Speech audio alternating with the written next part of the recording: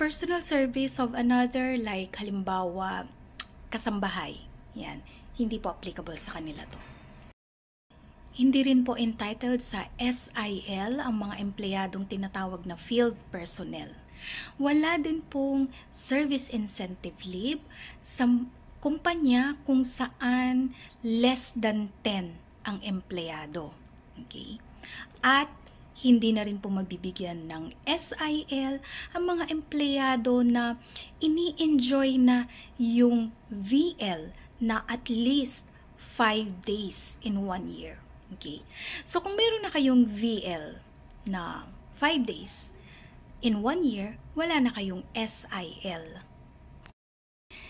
Meron akong nabasang isang comment dati, sabi niya, bakit dun sa previous na company niya, mas marami yung kanilang VL credits kesa dun sa bago niyang employer.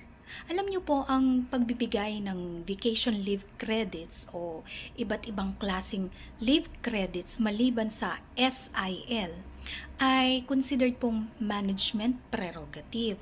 So, ibig pong sabihin nito, discretion ng inyong employer kung ilang credits ng VL ang kanyang ibibigay or kung ano-anong klaseng leave benefits ang kanyang isasama sa inyong package or compensation. Okay? So, prerogative po yan ni employer.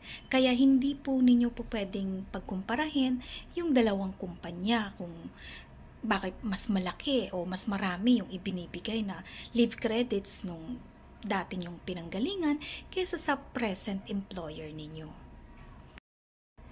Ngayon bilang empleyado, kailan ka ba entitled sa SIL? Upon regularization ba o pagkatapos ng 6 months? Hindi.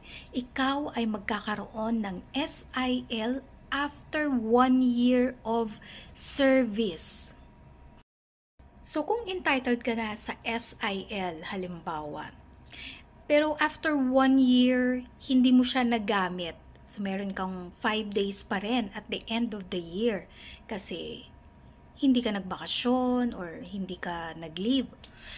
Pwede mo itong i-convert into cash. Okay, so ibibigay sa'yo yung cash equivalent ng iyong SIL na hindi nagamit during the entire year.